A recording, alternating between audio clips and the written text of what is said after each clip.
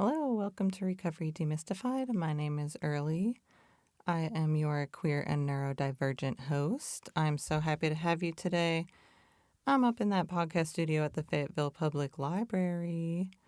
Y'all, this library is so cool. They have so many free resources. Come check it out. It's for you. I'm just up in here because I know somebody's suffering today. I want to talk to y'all. I want to bring you a little bit of hope, tell you can do it, and that I love you. I read this wonderful book called Rebel Buddha by Dzogchen Ponlop, and one of his quotes really stuck with me as being really meaningful for my mission with this project, and it goes like this. The desire for freedom, not just external freedom, but the state of being free, is transformative. Every step we take towards freedom helps to create a trail that others may follow. I feel like in my recovery, I made this trail for myself, and it was like bushwhacking through the jungle. My trail of addiction was like a super highway, and I was driving a Ferrari, so it was like the easiest thing to do was just keep flying down that highway of drinking myself silly every day and feeling like dog shit. But then I started to make this new trail. Started with just a step into the wilderness, and y'all, it was scary. But the more I walked that path, the wider and the more beaten down it became. And then until that old superhighway with the drunken Ferrari is out, and my new path that I walked that was so difficult at first is in. And I'm not going to let the grass grow up behind me, y'all. I'm inviting you. Take this path that I took, make your own path, But the one thing I'm not going to do is move on with my life and forget that there's other people suffering out there.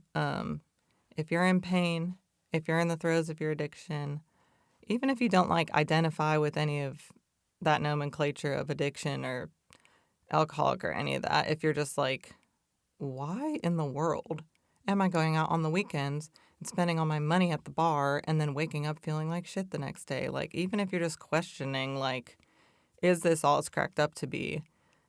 Let's explore that space in our minds. Let's make this trail bigger for other people to reduce their own suffering and create more expansiveness and joy and meaning in our lives.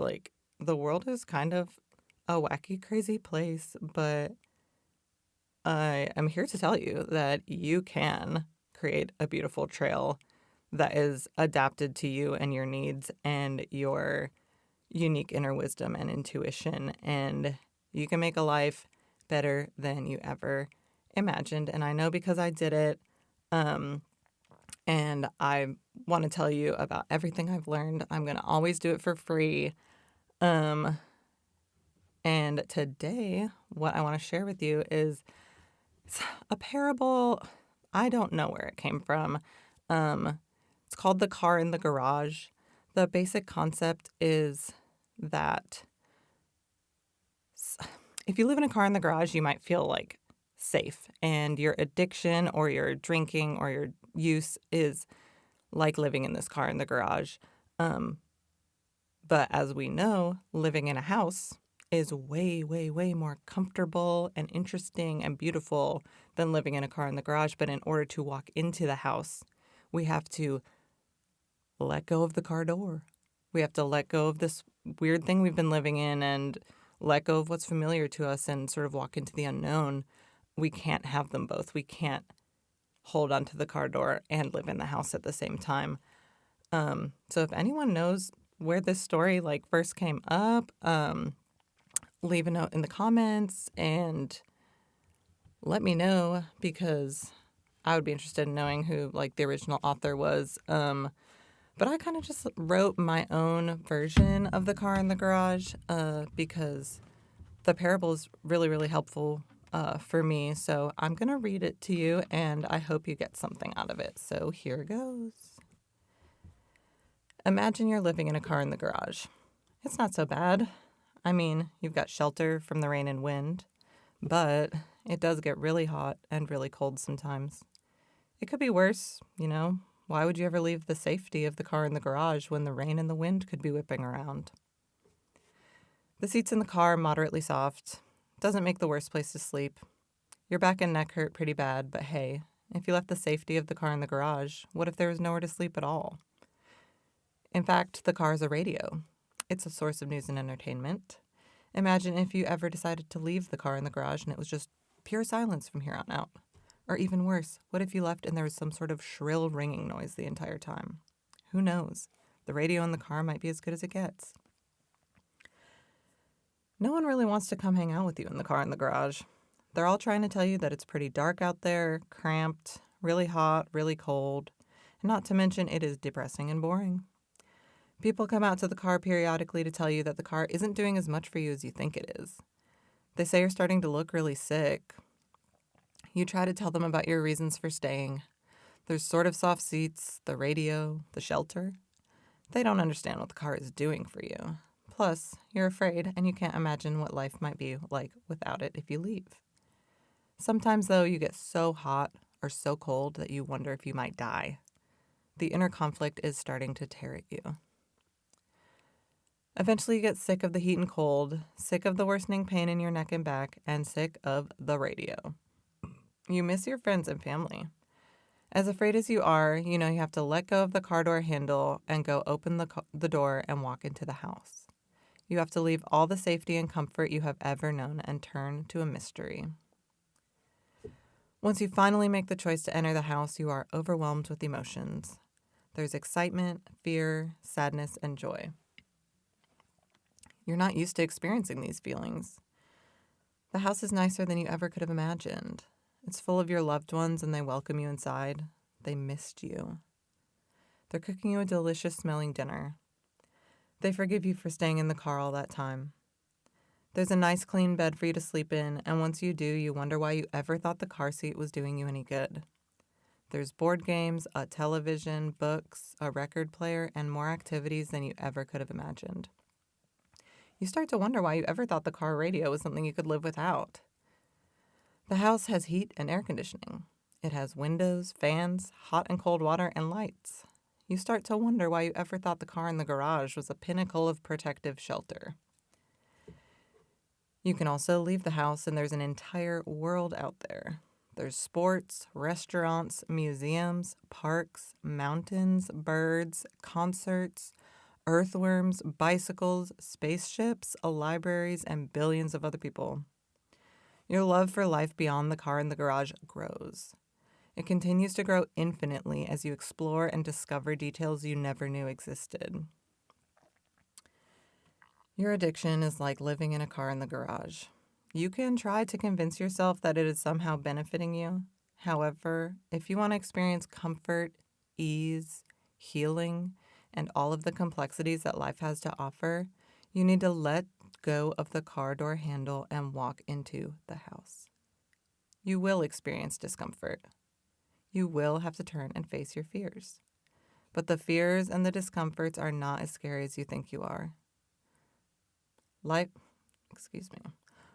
fears and the discomforts are not as scary as you think they are. Life in the car is predictable, boring, and painful. Life after addiction is utterly unpredictable in the volume of healing, beauty, and opportunity. The car will always be there in the garage if you decide to go back. It's up to you.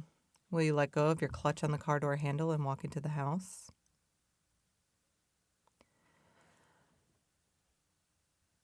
I really do. I just love this metaphor, y'all. Like, definitely when you're stuck in addiction, you're like, oh, like, alcohol's my stress relief, and, like, I can't have fun without it, and your, like, addictive voice in your brain is churning, trying to give you all of these excuses to keep doing something that you know deep down in that really smart inner intuition, in that inner wisdom, you know, when you tap into that the pain, the misery, the financial hardship, the hangovers, all of that is definitely tipping the scales to far, far, far outweigh these little bits and pieces of things that you think are giving you a benefit. And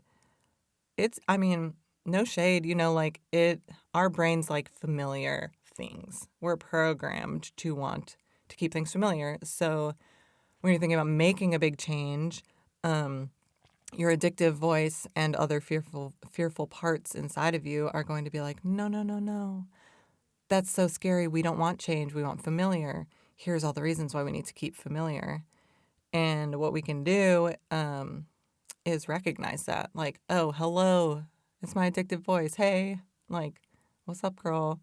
Or that's my fearful voice that doesn't want change. Hello, I'm recognizing you. I see you. We don't get mad at them. You know, they're all out looking for our best interest in mind.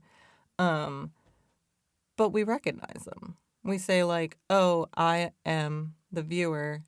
I'm viewing these different parts of myself that are trying to control me and get me to do different things. And I honor them, and I don't have to listen to them. I can choose something else. And I can choose the discomfort and the fear of turning away from the familiar and walking into the house, because I kind of have this gut feeling that if I walk into the house, my life is going to get a lot better. Um, and it's hard at first to discern between like, okay, what is my gut feeling? What is my addictive voice? What is my intuition, and what is everything else? And that's so normal. Like, you're not just going to start reflecting on your own brain and magically just organize all these funky parts into their own little categories and become a master of your own inner self or something overnight. I mean, maybe you will. Let me know if you do, because that would be so cool. But for most of us, just recognizing those voices and not hating on them, not realizing we don't need to listen to them every time. Just the practice of that is going to open up so much more opportunity for us to exercise our own autonomy and self-control and move towards these goals that we know we want for ourselves in our lives that maybe we can't get if we're spending all day being like hungover or obsessed where our next drink is coming from, or whatever else substance that you're rocking with these days. Um, just recognizing, saying hello to my parts, hello inside of me. That's the first kind of step that we can take to moving towards our goals. Um, and then, like, eventually, maybe we can be the masters of our minds. That's my invitation for y'all. I hope you like the story of the car in the garage. It definitely, like, it's a metaphor that made a huge amount of sense for my brain.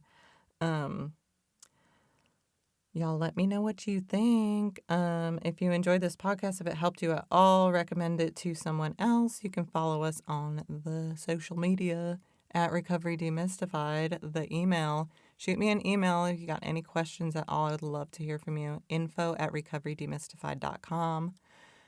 We have PayPal and Venmo and everything else. If you have a little chump change in your pocket that you want to give towards helping someone who is suffering and wants to get a book to learn about trauma, a book to learn about recovery, you want to help us pay the rental fees on our space for our support groups,